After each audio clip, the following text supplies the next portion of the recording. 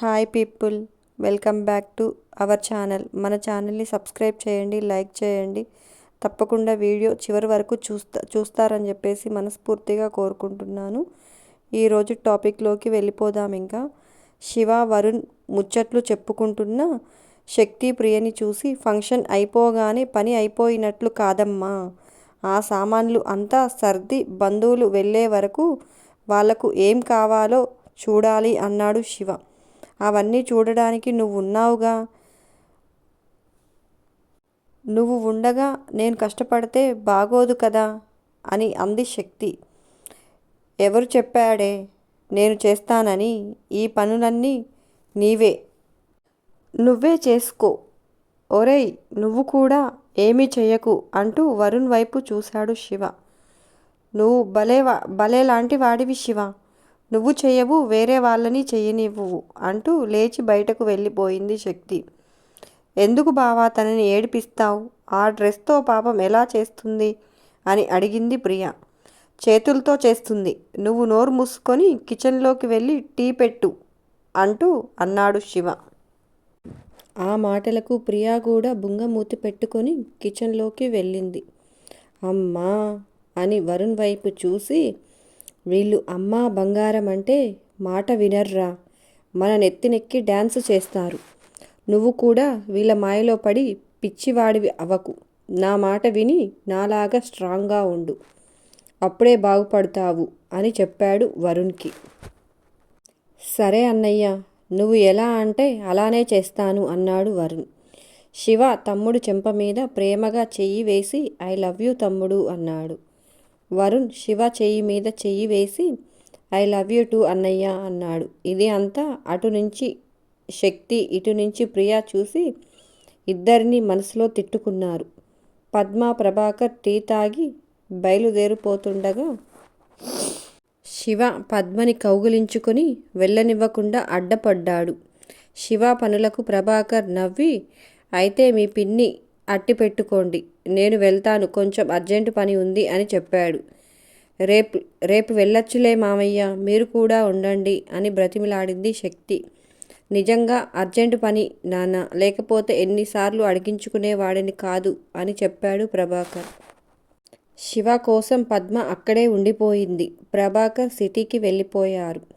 అన్నీ సర్దుకుని సరికి చీకటి పడిపోయింది. బంధువులు కూడా చాలా వరకు వెళ్ళిపోయారు. బాగా ముఖ్యమైన వాళ్ళనే ఉండమని బలవంతం చేయడంతో ఆగిపోయారు. సాయంత్రం వంట పని త్వరగా పూర్తి చేసుకున్నారు సునంద, గిరిజ. పుట్టింటి వాళ్ళు కూడా కొంతమంది ఉండిపోయారు. అటు రేవతి తరపు బంధువులు అందరూ హాల్లో కూర్చున్నారు.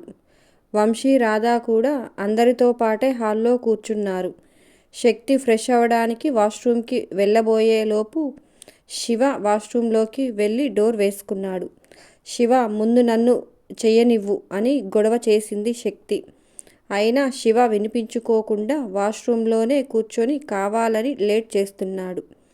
బయట నుంచి శక్తి డోర్ని డమాడమా కొడుతూ, శివ, నాకు తెలుసు నువ్వు కావాలనే ఇదంతా చేస్తున్నావని, ప్లీజ్ శివ అని అంది శక్తి. నా దగ్గరే యాటిట్యూడ్ చూపిస్తావే, నా ముందే కుప్పిగెంతలు వేస్తావే, ఇక్కడ ఉంది నీ మొగుడే, ది గ్రేట్ శివ అనుకుంటున్నాడు మనసులో శివ. శివ ఎంతసేపటికి రాకపోవడంతో సునంద వాళ్ళ గదిలో స్నానం చేసి వచ్చింది.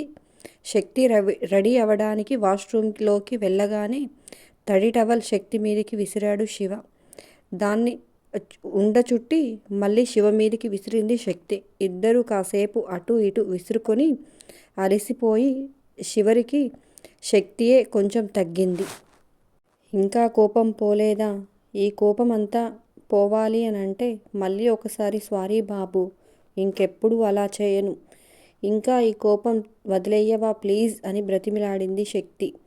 శివ అవేమీ పట్టించుకోనట్లు చేస్తుంటే, సరే కావాలంటే ఇప్పుడు పెట్టు ముద్దు అని అంది శక్తి.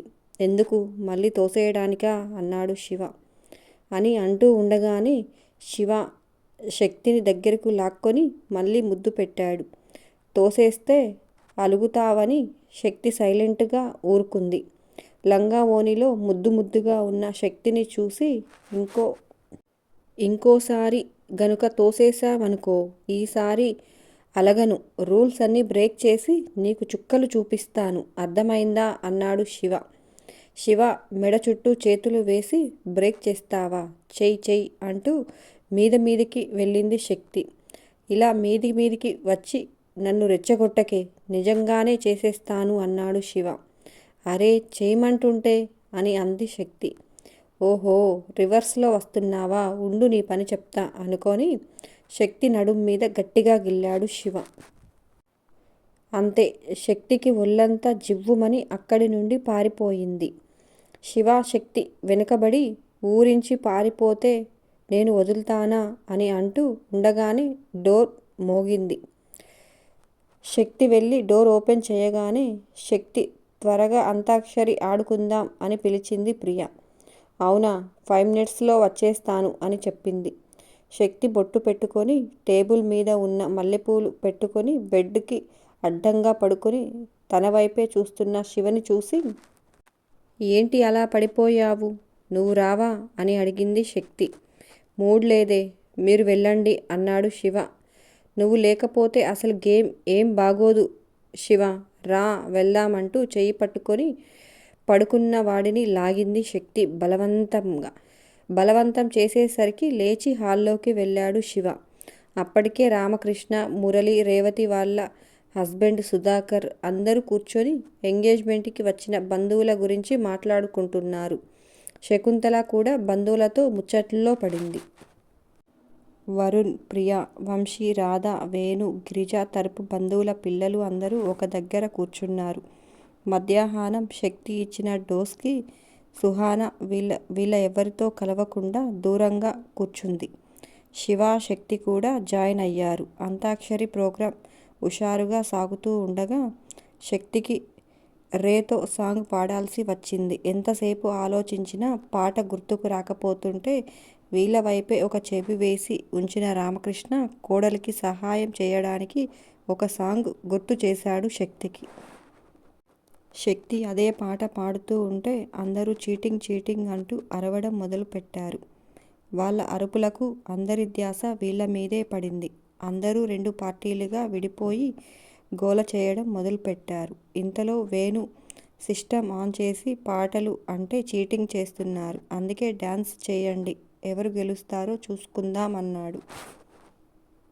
శక్తి, ప్రియ అందులో కూడా మేమే విన్ అవుతాము అన్నారు. శివ ఇద్దరిని టపా టపా 2 పీకి ఎలా అవుతారు, మీ మామయ్య వేస్తారా స్టెప్పులు అన్నాడు. ఇద్దరు తల రుద్దుకుంటూ మామయ్య ఎందుకు వేస్తారు, మేమే వేస్తామంటూ పైట తిప్పి దోపుకున్నారు. అది చూడగానే అందరూ ఉత్సాహంగా చైర్స్ని పక్కకు లాగేశారు. శకుంతల కూడా ఉయ్యాల బల్ల మీద కూర్చొని ఊగుతూ ఆటల్ని చూస్తుంది. పెద్నాన్న చెప్పిన సాంగే ప్లే చేస్తున్నా చూసుకోండి అన్నాడు వేణు. హుషారుగా స్టెప్పులు వేస్తుంటే రామకృష్ణ కోడల్ని కొడుకుల్ని చూసుకొని తెగ మురిసిపోతున్నాడు. నా బంగారాలతోనే పోటీనా అని మురుసుకుంటుంది శకుంతల. అందరూ భోజనాలు చేసి హాల్లోనే పడుకున్నారు. తెల్లవారిన తర్వాత టిఫిన్ చేసి పద్మ బయలుదేరుతూ, శక్తి పెళ్ళికి ఇంకా చాలా టైం ఉందిగా, 4 రోజులు మన ఇంటికి వెళ్దాం రా అని అంది. ఆ మాటలు విన్న శకుంతల, వద్దు, తను వస్తే ఇక్కడ పనులన్నీ ఎవరు చూసుకుంటారు, పెళ్ళికి మాత్రం ఎంత టైం ఉంది, ఇప్పటి నుంచి ఒక్కొక్క పని మొదలు పెడితే గాని అప్పటికి పూర్తవవు అని అంది. పద్మకి తెలుసు వాళ్ళింటికి అంటే ఎలాగో ఏదో ఒక వంక చెప్తుంది అని. శక్తి పద్మ వైపు చూసి తను బాధపడుతుంది అని అర్థమై, పెళ్ళి అయిన తర్వాత వచ్చి 4 రోజులేం కర్మ, 10 రోజులు ఉంటాను అత్తయ్య, నాకు వండి పెట్టలేక మీరే నన్ను మీ ఇంటికి వెళ్ళమ్మా అని పంపించేస్తారు అని అంది. ఆ మాటలకు పద్మ నవ్వి, నువ్వు ఉండాలే కానీ నిన్ను మీ ఆయన్ని జీవితాంతం మాతోనే ఉంచుకుంటాం అని అంది. ఆ మాటలకు శకుంతల కోపం వచ్చింది కానీ పక్కన శివ ఉన్నాడు అని ఏం మాట్లాడలేకపోయింది. రేపు షాపింగ్కి వచ్చినప్పుడు మా ఇంటికి రమ్మని చెప్పి వెళ్ళిపోయింది పద్మ. బంధువులు కూడా ఒక్కొక్కరుగా భోజనం చేసి వెళ్ళిపోయారు. 2 రోజులు కష్టపడితే గాని ఇల్లు మామూలు పరిస్థితికి రాలేదు. శివ కూడా పొలం వెళ్తూ బిజీగా ఉన్నాడు. మొక్కజొన్నలు కొనడానికి వ్యాపారులు వచ్చారు. రామకృష్ణ వాటిని కొలిపించి బస్తాలకు ఎక్కించడానికి పూజ చేయడానికి సునందను పిలిచాడు. సునంద పనిలో ఉండి శక్తిని పంపించింది. శక్తి పూజ చేసి కొబ్బరికాయ కొట్టి పైట కొంగు పట్టింది. శివ డబ్బా నిండా తీసి పోసేసరికి బరువుకి కిందికి వంగింది శక్తి. కొడుకు చిలిపితనం చూసి లోపల నవ్వుకున్నాడు రామకృష్ణ. శక్తి ఆ గింజలను తీసుకుని లోపలికి వెళ్ళింది. సాయంత్రం మొక్కజొన్న అమ్మగా వచ్చిన డబ్బుల్ని శకుంతలకు ఇస్తూ శక్తిని పిలిచాడు. కిచెన్లో నుంచి వచ్చి పిలిచారా మామయ్య అని అడిగింది శక్తి. అవునమ్మా అని శక్తికి 21,000 రూపాయలు ఇచ్చి పెళ్ళికి నీకు ఇష్టం వచ్చింది కొనుక్కోమని చెప్పారు. శక్తి వాటిని తీసుకోవడానికి మొహమాట పడుతూ మెలికలు తిరుగుతూ శివ వైపు చూసింది. తీసుకో అన్నట్లుగా సైగ చేశాడు శివ. సునంద కూడా తీసుకోమని సైగ చేసింది. శక్తి మామగారి దగ్గర డబ్బులు తీసుకుని సునందకు ఇవ్వబోయింది.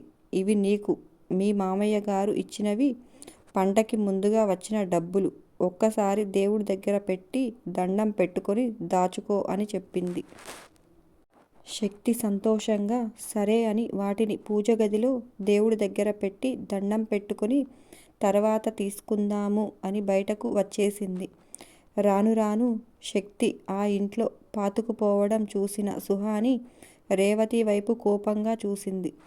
కూతురు అలా చూసేసరికి రేవతి భయపడి ఇదొకటి నా ప్రాణానికి, నన్ను మనశ్శాంతిగా ఉండనివ్వదు అనుకుంటుంది మనసులో. శివ, ఆ డబ్బులు నీకు కావాలంటే తీసుకో, నాకేం ఖర్చులుంటాయి నీకు తెలియకుండా అని అంది శక్తి. నాకెందుకే, నువ్వే ఏదొకటి కొనుక్కో అని శక్తికి ఫోన్ లేదని సంగతి గుర్తుకు వచ్చింది శివకి.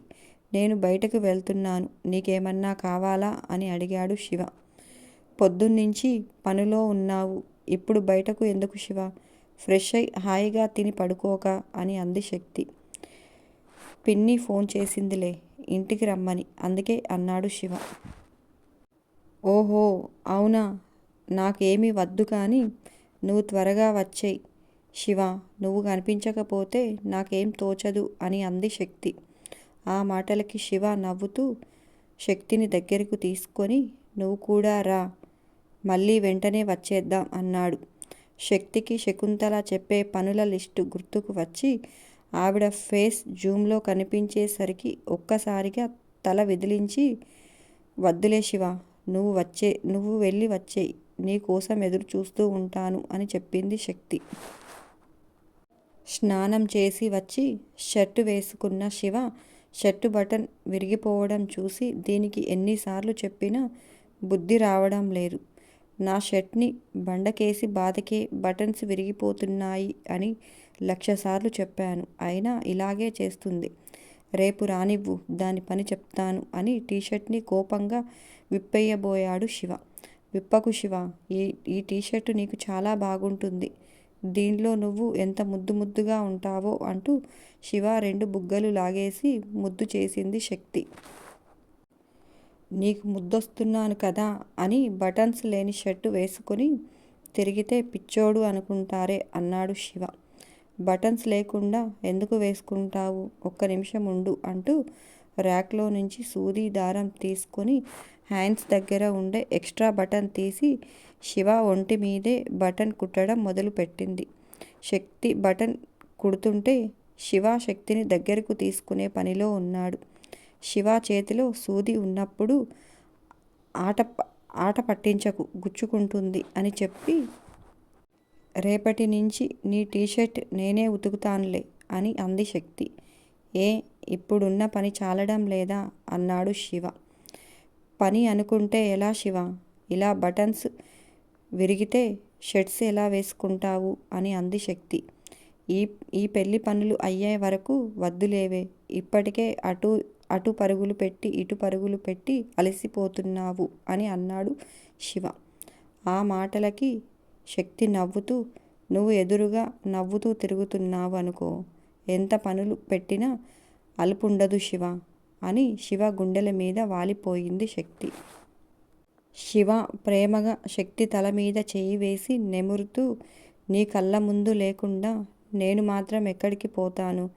నిన్ను చూడకపోతే నాకు పిచ్చి పడుతుంది అన్నాడు.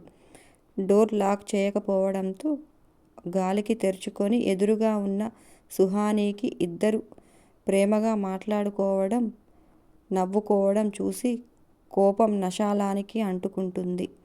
ఎలాగైనా శక్తిని ఏడ్పించాలి అని కంకణం కట్టుకుంటుంది సుహాని. అంతే ఈ వీడియో. నచ్చిందా? నచ్చితే మన ఛానల్ని సబ్స్క్రైబ్ చేయండి, లైక్ చేయండి, కామెంట్ చేయడం మర్చిపోకండి. మరొక టాపిక్తో మీ ముందుకు వస్తాను. Bye bye.